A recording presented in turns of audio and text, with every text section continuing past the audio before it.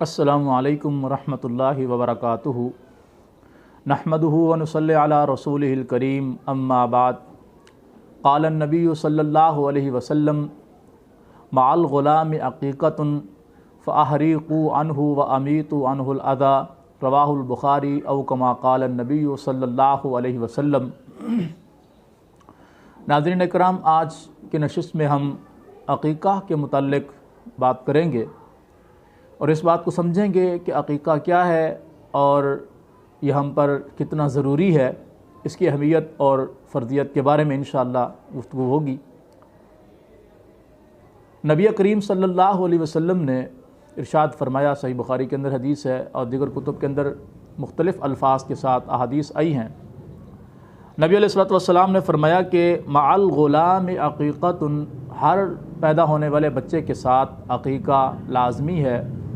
फ़अहरीक़ू अन्हु, बस उसकी तरफ से जानवर ज़िबह करो। व अमीतू अन्हुल अज़ा, और उसकी तकलीफ़ को दूर करो। और इसी तरह सुनन इब्न माजा के अंदर हदीस है जिसमें आपने फरमाया कि हर पैदा होने वाला बच्चा अपने अक़ीक़ा के बदले में गिरवी होता है और उसकी तरफ से अक़ीक़ा करो और उसके सर के बालों को मूंडो और उसका नाम रखो और ये सारे काम 7वें दिन करो। ये हुक्म है नबी करीम सल्लल्लाहु अलैहि वसल्लम के, और उलमा इस बात को जानते हैं कि नबी करीम सल्लल्लाहु अलैहि वसल्लम का हुक्म वजूब के ऊपर दलालत करता है, फ़र्ज़ियत के ऊपर दलालत करता है। गोया अक़ीक़ा लाज़मी है, वाजिब है, फ़र्ज़ है इंसान के ऊपर। जो लोग ये समझते हैं कि अक़ीक़ा कोई ज़रूरी अमल नहीं है, कर ले तो अच्छी बात है, ना करें तो कोई हर्ज नहीं है, वो गलती पर हैं। उन्होंने इसका मतलब है नबी करीम सल्लल्लाहु अलैहि वसल्लम के अहकामात को पढ़ा ही नहीं है, समझा ही नहीं है। कुतुब अहादीस के अंदर नबी सल्लल्लाहु अलैहि वसल्लम की तरफ से हुक्म मौजूद है कि अक़ीक़ा करो, और फिर आपने वजाहत की कि बेटे की तरफ से 2 बकरियां या बकरे ज़िबा करो, बेटी की तरफ से 1 बकरी या बकरा ज़िबा करो। ये हुक्म दिया नबी सल्लल्लाहु अलैहि वसल्लम ने। तो इस हदीस में हमें ये भी मालूम हुआ कि अक़ीक़ा एक तो फ़र्ज़ है, नंबर 2 अक़ीक़ा छोटे जानवरों का किया जाएगा। बाज़ लोग इस बात को तो मानते हैं जी अक़ीक़ा करना चाहिए, लेकिन वो यहाँ आकर डानवाडोल हो जाते हैं जी अक़ीक़ा लाज़मी नहीं है, छोटे जानवरों का करें, बड़े जानवर भी अक़ीक़े में ज़िबा किया जा सकते हैं। जैसे ऊँट है, उसमें 10 हिस्से होते हैं, गाय है उसमें 7 हिस्से होते हैं। तो अगर किसी के यहाँ 3 बेटे हैं, 4 बेटियाँ हैं, या 2 बेटे हैं, 3 बेटियां हैं, तो वो इस तरह अपने हिस्से शुमार करके 2 बेटे की तरफ से 1 बेटी की तरफ से हिस्से शुमार करके कोई बड़ा जानवर ले ले, उसको ज़िबा कर ले, वो अक़ीक़ा हो जाएगा। याद रखें, ऐसा अक़ीक़ा नहीं है, वो आम सदका शुमार होगा। इसलिए कि अक़ीक़ा है ही वही जो सुन्नत के मुताबिक किया जाए। और सुन्नत क्या है कि बेटे की तरफ से 2 जानें छोटे जानवर में से और बेटी की तरफ से 1 जान छोटे जानवर में से अक़ीक़ा के तौर पर ज़िबा किया जाए। नबी करीम सल्लल्लाहु अलैहि वसल्लम की ज़ौजा मोहतरमा सैयदा आयशा रज़ी अल्लाह ताला अन्हा की बहन के यहाँ या उनके भाई के यहाँ बड़े अरसे के बाद बेटा पैदा हुआ। उन लोगों ने खुशी के अंदर आकर कहा कि हम लोग अपने बेटे के अक़ीक़े के तौर पर ऊँट ज़िबा करेंगे। उम्मुल मोमिनीन अम्मी आयशा रज़ी अल्लाह ताला अन्हा ने फरमाया कि हरगिज़ नहीं, मैं तुम्हें ऐसा नहीं करने दूँगी, अक़ीक़ा के अंदर मैं तुम्हें ऊँट ज़िबा नहीं करने दूंगी। हालांकि मुझे बताएं कि 2 बकरियां या बकरों के मुकाबले में ऊँट की कितनी कीमत है और कितना बड़ा जानवर है, और क़ुरबानी के मौके पर इसमें 7 से 10 अफराद शरीक हो सकते हैं, यानी इतने अफराद की कुर्बानी हो जाएगी। लेकिन उसके बावजूद उम्मुल मोमिनीन अम्मी आयशा रज़ी अल्लाह ताला अन्हा ने उन्हें ऊँट ज़िबा नहीं करने दिया, बल्कि उनको हुक्म दिया कि तुम लोग छोटे जानवरों में से जानवर ज़िबा करो, क्योंकि मैंने मोहम्मद रसूलुल्लाह सल्लल्लाहु अलैहि वसल्लम को फरमाते हुए सुना, आपने फरमाया कि बेटे की तरफ से 2 जानें छोटे जानवरों में से, बेटी की तरफ से 1 जान छोटे जानवरों में से अक़ीक़ा के तौर पर ज़िबा की जाएंगी। अक़ीक़ा 7वें दिन करना चाहिए, अक़ीक़ा 7वें दिन करना चाहिए। अल्लाह के रसूल सल्लल्लाहु अलैहि वसल्लम का हुक्म यही है।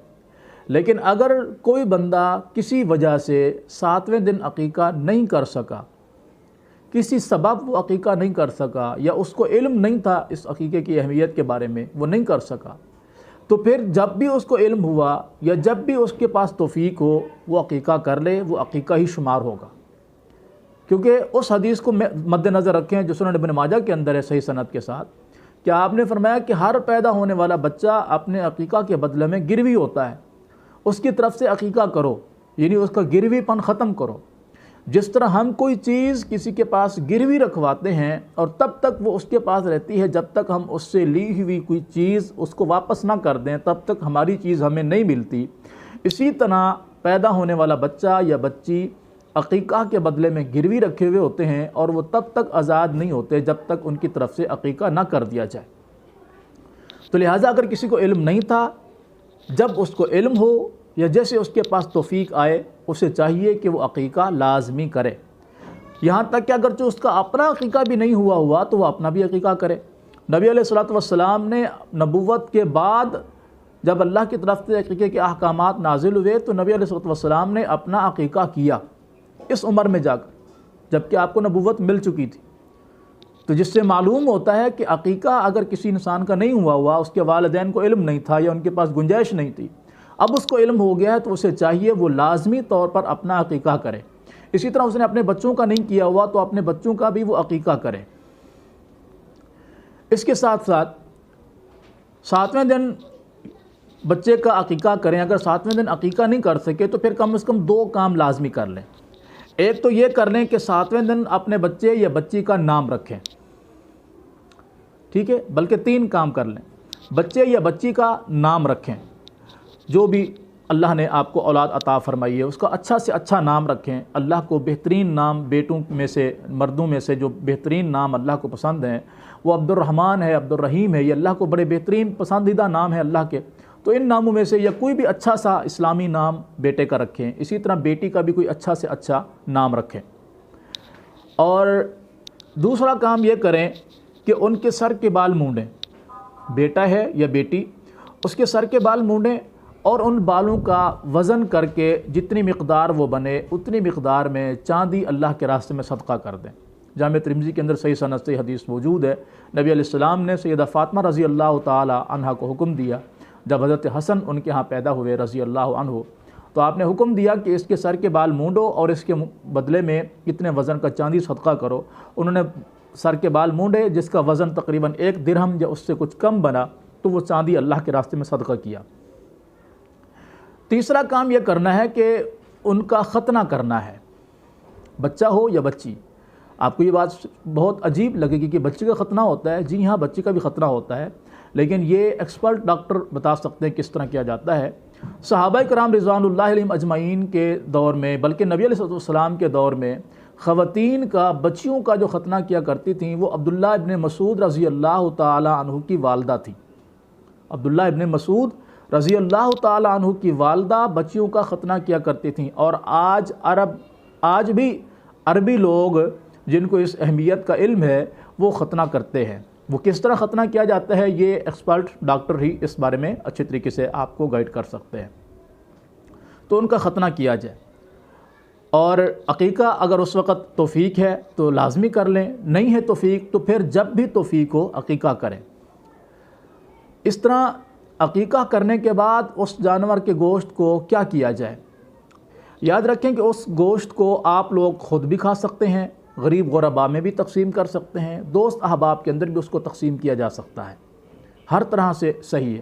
چاہے تو کچا گوشت سارا تقسیم کر دیں، خود بھی اپنے پاس رکھیں، غریب غربا میں بھی دوست احباب میں بھی، چاہیں تو اس کو پکا کر لوگوں کی دعوت کر لیں، غریب غربا کی بھی، آپ خود بھی اس میں شریک ہوں، اپنے دوست احباب کو بھی اس میں شریک کر دیں۔ پکا عقیقہ بھی تقسیم کیا جا سکتا ہے، کچا بھی تقسیم کیا جا سکتا ہے، دونوں طرح ٹھیک ہے۔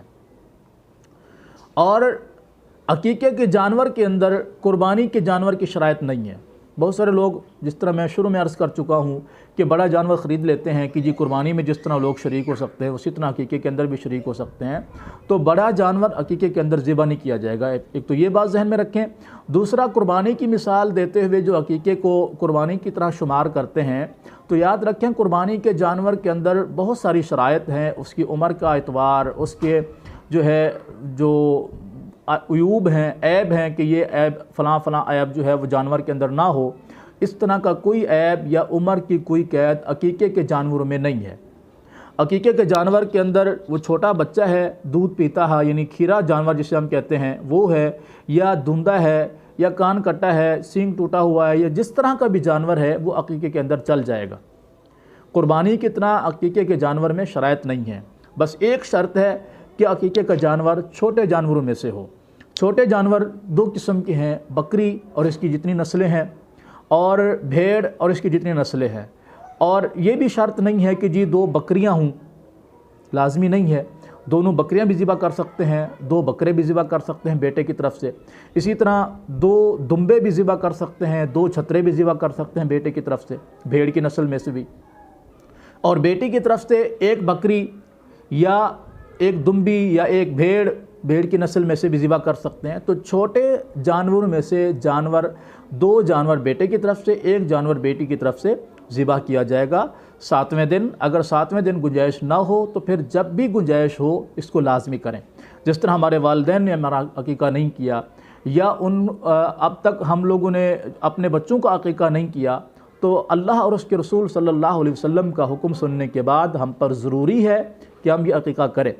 جس طرح کسی کے اوپر قرض ہو اور جب تک وہ قرض نہیں اتار دیا جاتا تو اس کا حساب و کتاب معلق رہتا ہے اللہ کے ہاں، تو اسی طرح عقیقے کا معاملہ بھی ضروری ہے، انتہائی ضروری ہے۔ اگر کسی کا عقیقہ نہیں ہوا تو جب تک اس کا عقیقہ نہیں کر دیا جائے گا وہ اللہ کے ہاں جو ہے وہ گروی رہے گا، اس وقت تک عقیقہ اس کا جو معاملہ ہے وہ حل نہیں ہوگا جب تک کہ اس کا عقیقہ نہ کر دیا جائے۔